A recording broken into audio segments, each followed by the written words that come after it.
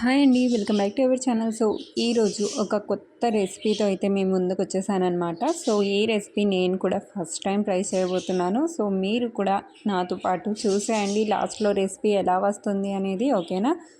అదేం లేదండి, brown rice ఉంది ఇంట్లో. ఆ బ్రౌన్ రైస్తో స్వీట్ రెసిపీ అయితే చేయబోతున్నాను అనమాట. రెగ్యులర్గా చేసే వైట్ రైస్తో కాకుండా ఈసారి బ్రౌన్ రైస్తో అయితే చేయబోతున్నాను. అదే అనమాట ఇందులో వెరైటీ. అండ్ ఇక్కడ వచ్చేసి నేను ముందుగా కుక్కర్ తీసుకున్నాను. కుక్కర్ పెట్టేసి కుక్కర్లోనే చేస్తున్నానండి. సో కుక్కర్ పెట్టేశాను, అందులో నెయ్యి వేసేసాను ఒక 2 టీ స్పూన్ల వరకు. ఇప్పుడు ఇందులో సన్నగా కట్ చేసి పెట్టుకున్న కొబ్బరి ముక్కలు అయితే వేసాను.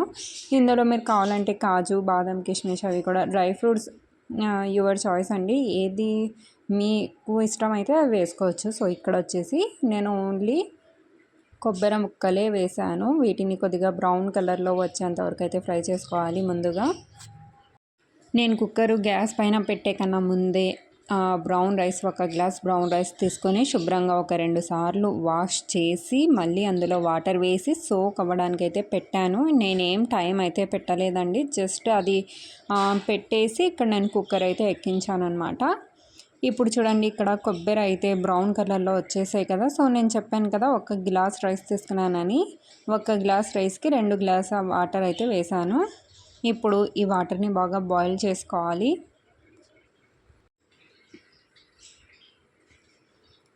సో ఇక్కడ చూడండి, వాటర్ అయితే బాయిల్ అయిపోతుంది కదా. ఇప్పుడు ఇందులో నుంచి ఇక్కడ వాటర్ చూపిస్తున్నాను కదా. సో ఆ వాటర్ పాడేసి ఓన్లీ రైస్ మాత్రమే మనం కుక్కర్లో వేసుకోవాలి. ఇంత డీటెయిల్గా చెప్పడం అవసరం లేదనుకోవచ్చు, బట్ కొంతమంది తెలియదు కదా, వాళ్ళైతే కామెంట్లో అడిగారనమాట నాకు వాటర్ ఏమైంది, వాటర్ ఏం చేయాలి అని. సో అందుకని డీటెయిల్గా అయితే చెప్తున్నాను. అందులో ఉన్న వాటర్ మొత్తం డ్రైన్ చేసి ఓన్లీ రైస్ మాత్రమే మనం కుక్కర్లో వేసుకోవాలి. ఒకసారి బాగా మిక్స్ చేసేసి ఇప్పుడు లిడ్ పెట్టేసి 2 విజిల్స్ రానివ్వాలి. నేను ఒక్క విజిల్కే ఓపెన్ చేసి చూసానండి, కానీ అందులో వాటర్ ఉన్నాయి, అలాగే రైస్ కూడా కుక్ అవ్వలేదన్నమాట పర్ఫెక్ట్గా. అందుకని నేను ఇంకో విజిల్ అయితే పెట్టాను. టోటల్గా 2 విజిల్స్ అయితే పెట్టాను. 2 విజిల్స్ తర్వాత అయితే ఓపెన్ చేసి చూపిస్తున్నాను. సో ఆవిరి మొత్తం పోయిన తర్వాత ఓపెన్ చేయండి, ఓకేనా? చాలా డేంజర్ అనమాట కుక్కర్ల దగ్గర. సో ఇక్కడ చూడండి, రైస్లో వాటర్ కూడా లేవు, అలాగే మన రైస్ కూడా కుక్ అయిపోయింది. ఇప్పుడు ఇందులో యాలకుల పొడి, అలాగే బెల్లం, తురిమి పెట్టుకున్న బెల్లం వేసుకోవాలి.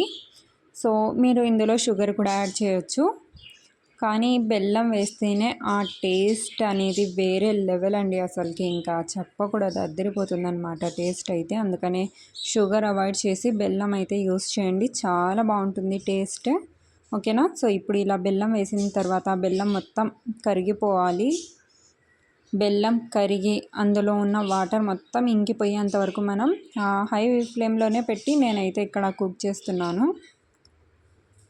సో ఇక్కడ చూడండి, ఇలా మిక్స్ చేస్తూ ఉంటే బెల్లం అనేది తొందరగా కరిగిపోతుంది. ఇక్కడ చూడండి, చాలా వాటర్గా ఉంది కదా. ఈ వాటర్ మొత్తం ఇంకిపోయేంత వరకు మనం హై ఫ్లేమ్లో పెట్టేసుకొని మిక్స్ చేస్తూ ఉంటే ఈ వాటర్ మొత్తం ఇంకిపోతుంది, డ్రై అయిపోవాలన్నమాట.